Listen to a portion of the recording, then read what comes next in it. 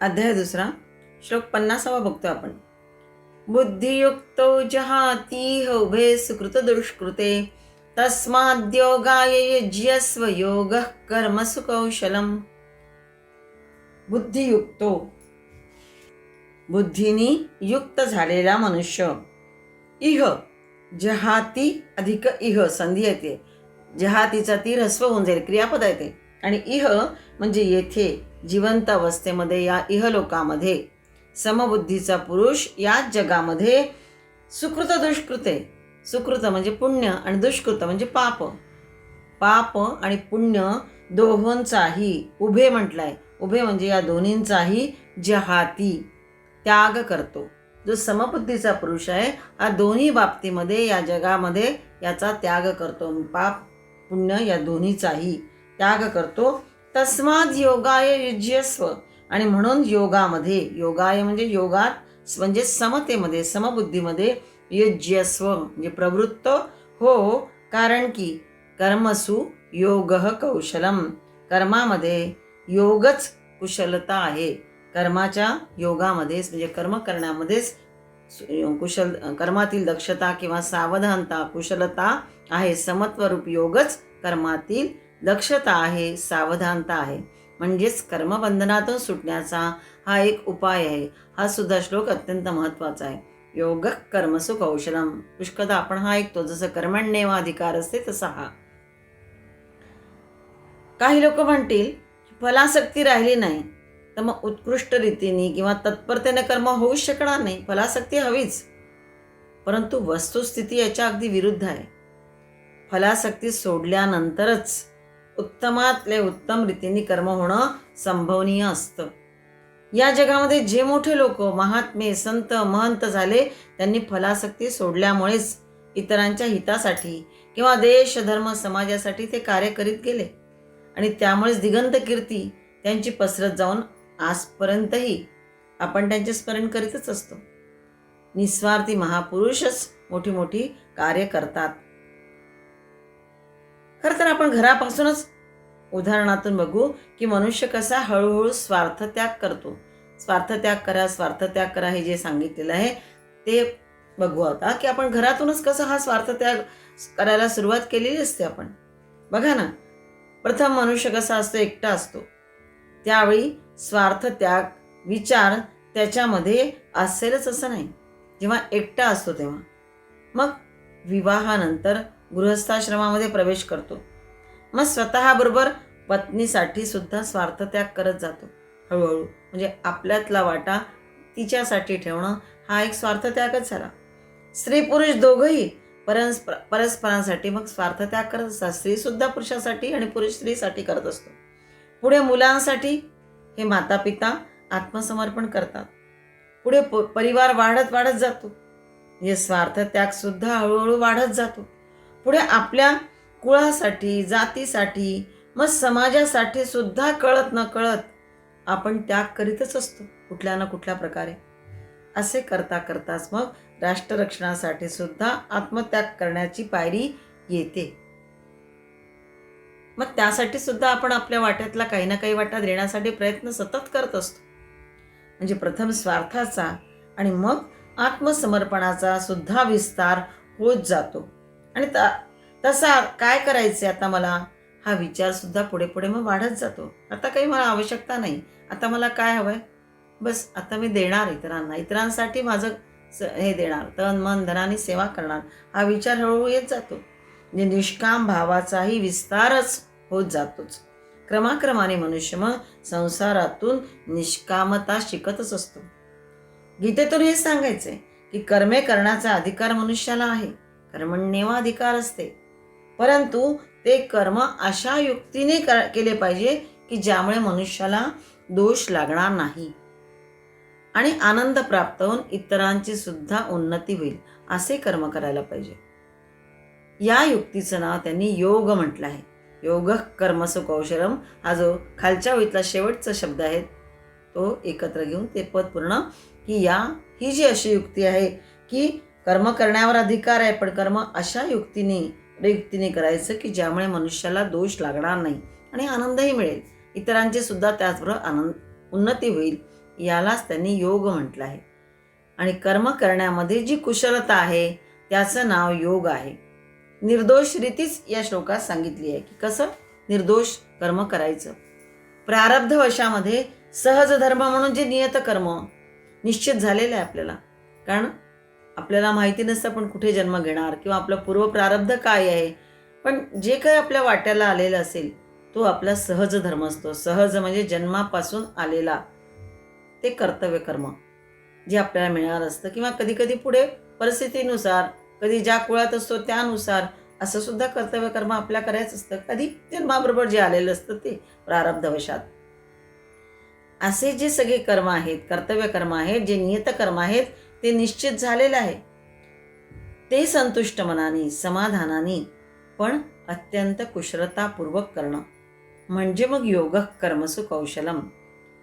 चित्रकार असो, मूर्तिकार असो, व्यवसायात जर बघितलं आपण एखाद्या, तर चित्रकार असो, मूर्तिकार असो, शिंपी, मोची, अनेक व्यावसायिक कोणीही असो, अगदी शिक्षक, सैनिक, इंजिनियर, डॉक्टर, गृहिणी सुद्धा, प्रत्येकाने आपल्या कर्मामध्ये जर कौशल्यपूर्वक काम करीत, केवळ फळ मिळाले चांगले तरच करीन मी काम, किंवा अति पैशाच्या अपेक्षेने काम करीत गेले तर हातून काम नीट होणार नाही.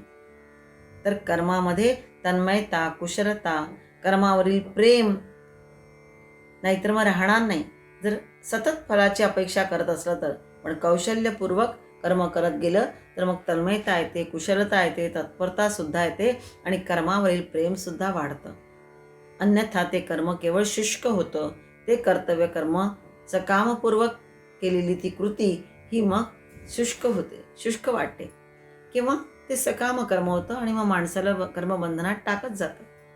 पण गीता आपल्याला कर्मफलावरून दृष्टी काढून कर्माकडे बघण्याचा एक वेगळा दृष्टिकोन देते. जीवनात स्पर्धा हवी, त्याशिवाय उन्नती होणार नाही. पण कर्माला कला बनवून टाकावे, त्यातील रस वाढवावा. जे पेराल ते उत्तमच मिळेल, फक्त पेरणं महत्वाचं आहे. हाच कर्माचा सिद्धांत आहे, योग कर्मसु कौशलम. याच श्लोकासाठी थोडासा दुसरा ऑडिओ आपण करणार आहे. श्लोक तोच 50वा श्लोक आपण बघतोय. त्यातला पहिला जो शब्द आहे बुद्धियुक्तो जहातीह, याबद्दल थोडंसं बघू की बुद्धियुक्तो जहातीह उभय सुकृत दुष्कृते म्हणतात. सुकृत म्हणजे पुण्य आणि दुष्कृत म्हणजे पाप. संत नेहमी सुकृत म्हणजे सत्कर्म करायला सांगतात आणि दुष्कृत म्हणजे दुष्कर्म करू नका असं सांगतात. पुण्य करा, पाप मात्र कधीच करू नका, हा उपदेश सगळेच सज्जन सांगत असतात. पण भगवान कृष्ण सांगतात की जो बुद्धियोगाला, समत्व भावाला धरून आचरण करतो तो पाप आणि पुण्य दोन्ही सोडून देतो. उभे जहाती, तो दोन्ही सोडून देतो. याचं कारण उघड आहे की व्यक्तीचा जेव्हा दुसऱ्याशी संबंध येतो तेव्हा तो पाप आणि पुण्य करतो. दुसऱ्या व्यक्तीशी जेव्हा आपला संबंध येतो तेव्हा मनुष्य पाप आणि पुण्य करतो. दुसऱ्याला त्रास देणे म्हणजे पाप आणि दुसऱ्यावर उपकार करणे म्हणजे पुण्य, किंवा दुसऱ्यासाठी झटणे किंवा त्यासाठी काही करणं म्हणजे पुण्य झालं. पुण्य परोपकार, पाप ते परपीडा. संत तुकाराम म्हणतात तेच. मनुष्य स्वतःला कधीच त्रास देत नाही, म्हणून स्वतःच्या बाबतीत पाप कधी घडतच नाही. इतरांना त्रास देतो तेव्हा ते पाप आहे, पण आपल्या बाबतीत आपण त्रास देतो का आपल्या स्वतःला? म्हणजे स्वतःच्या बाबतीत आपण आपल्या हातून कधीच पाप घडत नाही. मनुष्य स्वतःवर कधी उपकार करतो का? कधीच शक्य नाही. तसेच समन्वय बुद्धी असलेला योगी जो असतो तो निर्द्वंद्व असतो. समत्व बुद्धी असणारा, समन्वय नव्हे, समत्व बुद्धी असलेला योगी कसा असतो? निर्द्वंद्व असतो. सुकृत आणि दुष्कृत म्हणजे सत्कर्म आणि दुष्कर्म, पाप आणि पुण्य या द्वंद्वामध्ये न फसता नेहमी आनंदाने कर्तव्य कर्म करीत जातो. ममत्व सोडून, दुजाभाव म्हणजे आपपरभाव सोडून तो कर्म करीत असतो.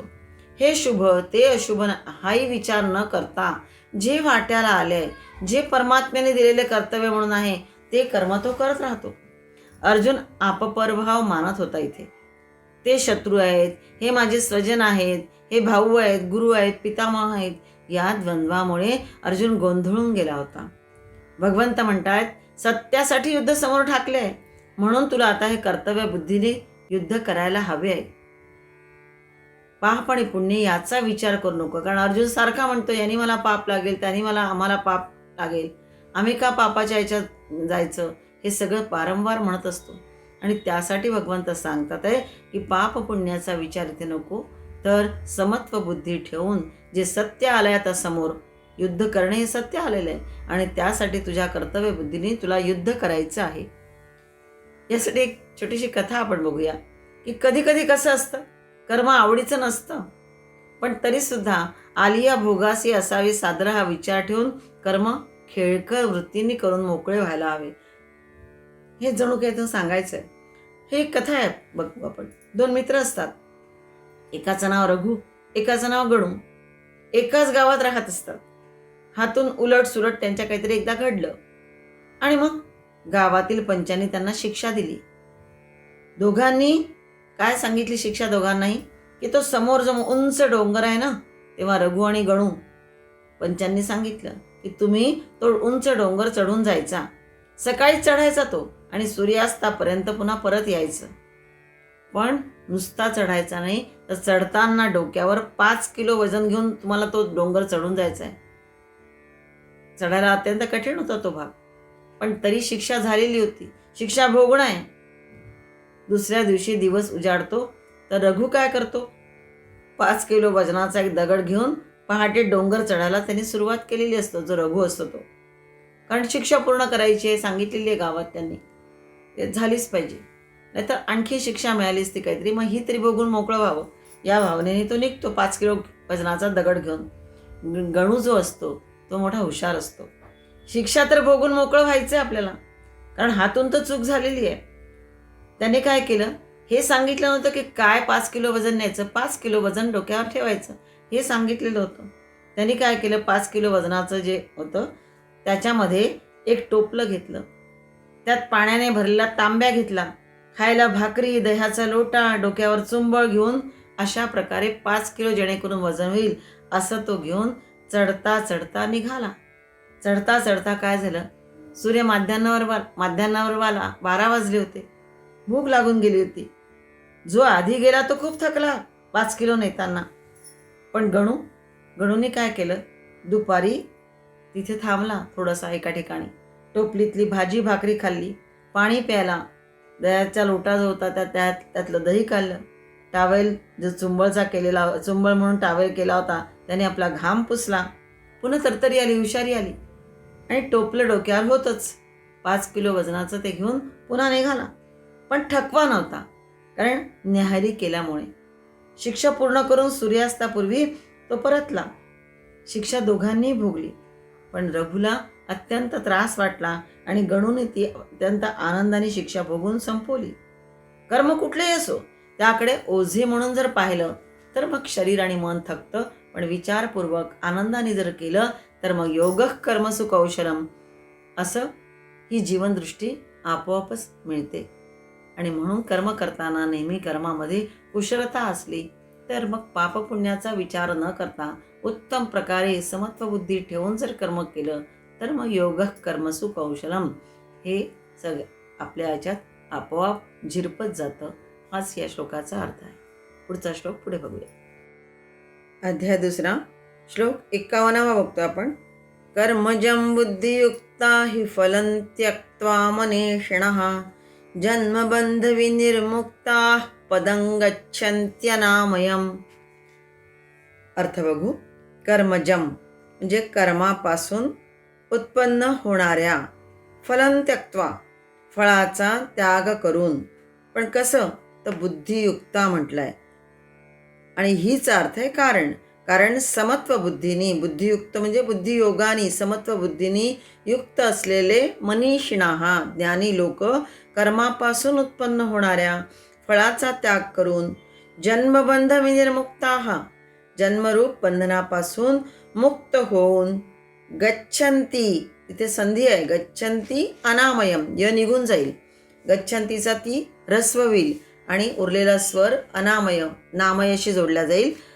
असे हे लोक जन्मरूप बंधनापासून मुक्त होऊन निर्विकार अशा परमपदाला, अनामयचा अर्थ आहे निर्विकार निर्दोष, अशा परमपदाला प्राप्त होतात.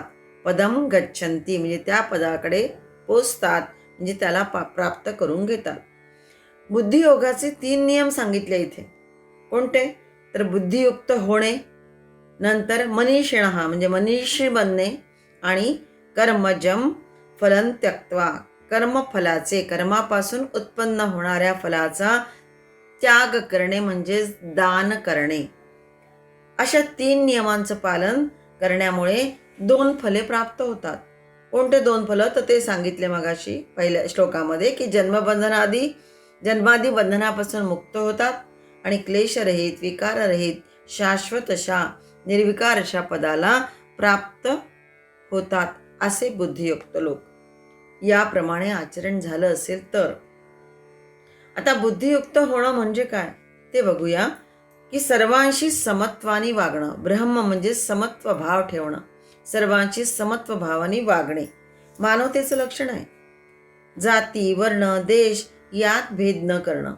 समभाव नसला की कर्मामध्ये बुद्धी कलुषित होऊन मग कर्तव्य कर्म नीट होत नाही. इथे देश शब्द वापरला आपण. दुसरा द्वेषाने वागत असेल तर आपण स्वस्थ बसावं, समत्व भावाने वागावं असंही नव्हे. बरेच देश असे आहेत की जे आपल्याशी शत्रुत्व भावाने वागतात, त्यावेळेस त्यांना त्या पद्धतीने उत्तर देणं. पण एरवी जाती, वर्ण, देश यामध्ये भेद न करणं. समभाव असला की मग बुद्धी कलुषित होत नाही आणि मग आपल्या हातून जे कर्तव्य कर्म करायचं असतं ते नीट होत जातं. साधं व्यवहारातलं एखादं उदाहरण बघू. स्त्रिया कसं वागणं असतं घरामध्ये, सासरच्या लोकांशी वेगळं, माहेरच्या लोकांशी वेगळं, आपोआप होत जातं ते. किंवा जातीपातीमध्ये मनुष्य भेद करतो, व्यवहार वेगवेगळे असतात, खूप लोक या पद्धतीने वागतात. श्रीमंत गरिबांशी सुद्धा कमी जास्त व्यवहार या लोकांचा असतोच. आपल्याशी जो चांगला वागतो, गोड बोलतो किंवा आपल्याला काही देतो, त्याच्याशी आपलं वागणं चांगलं असतं. पण इतर जर वेगळा वागत असेल, जर आपला राग करत असेल किंवा आपल्याला काही त्याच्याकडनं मिळत नसेल, तर त्याच्याशी आपला आचार व्यवहार वेगळा असतो, म्हणजेच समभाव नसतो. पण समभाव असला की मग कर्तव्य कर्मामध्ये दोष राहत नाही. यालाच बुद्धियुक्त होणं असं म्हटलेलं आहे. कर्मयोगाच्या नियमाप्रमाणे चालण्यासाठी समतारूपी बुद्धीची अत्यंत आवश्यकता असते. जो कर्मयोगी असतो त्याला नेहमी नुसतं कर्म करणारा नव्हे तर कर्मयोगी, त्या कर्मयोग्याला समतारूपी बुद्धीची अत्यंत आवश्यकता असते. तेव्हा त्याच्या हातून श्रेष्ठ कर्म घडतं. दुसरं म्हटलंय मनीषी बनणं. मनीषी बनणं म्हणजे मनसहा इष्टे इति मनीषी असं त्याची व्याख्या केली जाते. आपल्या मनाच्या शक्तीवर ज्याचं प्रभुत्व असतं त्याला मनीषी म्हणतात. आपल्या इंद्रियांना विशिष्ट मार्गाने रीतीने चालवीत तो असतो. योग्य रीतीने संयमन करीत आपलं कर्म तो करत असतो, त्याला मनीषी म्हटलं आहे. आणि मनीषिणा हा अनेक वचन वापरला इथे. मनीषीचा दुसरा अर्थ ज्ञानी असणे. शिवाय आत्मसंयमी हा सुद्धा अर्थ इथे घेतला पाहिजे. तिसरं म्हटलंय कर्मजम फलं त्यक्त्वा, कर्मापासून उत्पन्न होणाऱ्या फलाचा त्याग करणे म्हणजेच काय? दान करणे. त्याग करण्याचा अर्थ आहे अस्वीकार, म्हणजे स्वतः न स्वीकारणे म्हणजेच दान करणे. इतरांमध्ये सुद्धा विभागून देत जाणे. आपल्याला जे मिळाले चांगल्या गोष्टी त्या इतरांपर्यंत चांगल्या देत जाणे हा अर्थ आहे.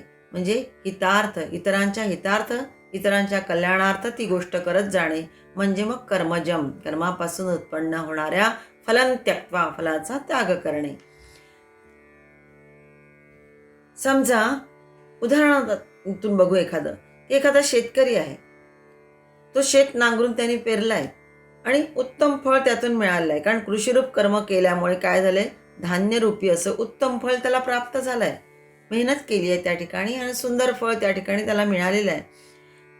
त्याची इच्छा त्याग करण्याची आहे. पण कशा पद्धतीने त्याने त्याग करायला हवा? तर स्वतःपुरते थोडं ठेवून स्वतःच्या उदरनिर्वाहासाठी काय जे विकून त्याला घ्यायचं आहे ते घेऊन जास्तीचा हाव न करता गोरगरिबांना सुद्धा आपल्या धान्यातला वाटा देत जाणं. ज्यांना गरजू आहे त्यासाठी त्या लोकांना दीन दुबळे आहेत त्यांना सुद्धा आपल्यातील भाग देणं म्हणजेच कर्मजम फलन त्यक्त्वा, कर्मापासून उत्पन्न झालेल्या फळाचा त्याग अशा पद्धतीने करत जाणं म्हणजे त्यांचंही हित, त्यांचीही सोय करणं हा अर्थ या ठिकाणी आहे. त्याग शब्दाचा अर्थ आहे दान करणे, म्हणजेच गोरगरिबांना योग्य रीतीने करावे. म्हणजे जेव्हा कोणी एखादा मनुष्य आपलं कर्माचं फल घेऊन लोकांच्या हितासाठी योग्य रीतीने समर्पण करील त्याच वेळी तो दुःखापासून आणि या कर्मबंधनापासून मुक्त होतो आणि आनंदाची प्राप्ती करून घेतो. केलेल्या वाईट कर्माची फळं जी असतात ती नेहमी आपल्याला भोगावीच लागतात, कारण ते फल स्वीकारायचं की नाही हे आपल्याला स्वातंत्र्य नसतं. वाईट कर्म जर केलं असेल तर ते आपल्याला भोगून पूर्ण करावंच लागतं, त्यातमध्ये आपल्याला स्वातंत्र्य नसतं. पण सत्कर्माची जी फळे असतात ती चांगली फळे स्वीकारायची की नाही याचं स्वातंत्र्य तुम्हाला असतं. जसं मान सन्मान करून घ्यायचा की नाही हे तुम्ही ठरवू शकता. शिवाजी महाराजांनी दिलेला बहुमान संत तुकाराम महाराजांनी सहज परत केला. तर तसेही आपल्याला करता यायला हवे. योगी नेहमीच काय करतात, जे मिळतंय फल ते सोडून देतात, कुकर्म मात्र कधीच करीत नाहीत योगी लोक. जन्म कशासाठी घ्यावा लागतो, तर चांगली वाईट फळे भोगण्यासाठी. जर बुद्धियोगाने समत्व बुद्धीने वागून जर सर्व कर्मफळे सोडून दिली तर मग कर्मजम म्हणजे कर्मापासून उत्पन्न होणारी जी फले आहे ती भोगण्यासाठी शिल्लक राहणारच नाही. आणि मग जन्माच्या बंधनातून मनुष्य मुक्त होतो, कारण जन्म आणि आयुष्य हे दोन्हीही दोषपूर्ण असतात. आणि म्हणूनच जन्म नको असे जे म्हणणारे असतात, असे जे साधक, यासाठी जे तळमळणारे साधक असतात, त्यांनी नेहमीच कर्मापासून उत्पन्न होणारं जे फळ आहे ते समर्पित भावनेने इतरांच्या कल्याणासाठी योग्य प्रकारे देत जाणं आणि लोकहितार्थ आपलं जीवन समर्पित करणं हे महत्त्व आहे. मग उरतं काय, तर कर्मशिल्लक राहणारच नाही पुन्हा जन्म घेण्यासाठी. आणि उरतं ते फक्त ब्रह्मतत्व, निर्दोष असं, निरामय असं, अनामय म्हटलंय. अनामय असं म्हणजे शाश्वत असं जे पद असतं ते तो प्राप्त करून घेता येतं त्याला. याचाच अर्थ असा की कर्तव्य समजून निरपेक्षतेने लोभ सोडून प्रत्युपकाराची इच्छा न ठेवता शिवाय योग्य स्थानी योग्य काली सत्पात्री दान योग्य रीतीने जर केलं तर मग कर्मबंधन लागत नाही. आणि मग जो अनुपम आनंद मिळतो, अनुपम आनंदाचं जे स्थान आहे ते प्राप्त होणं म्हणजेच अनामय पद, निर्विकार पद, शाश्वत पद. यालाच 15व्या अध्यायामध्ये अव्यय पद म्हटलंय, 18व्या अध्यायामध्ये शाश्वत असं अव्यय पद म्हटलेलं आहे. जिथे दोष नाहीये, निर्दोष आहे असं पद प्राप्त करण्यामुळेच मनुष्याला अनुपमेय असा आनंद मिळतो. आणि ही अवस्था जी आहे ही समबुद्धी असेल तरच प्राप्त होते. पुढील 2 श्लोकामध्ये मग बुद्धी कशी उन्नत होत जाते तो क्रम दाखवलेला आहे. तो श्लोक पुढे बघूया.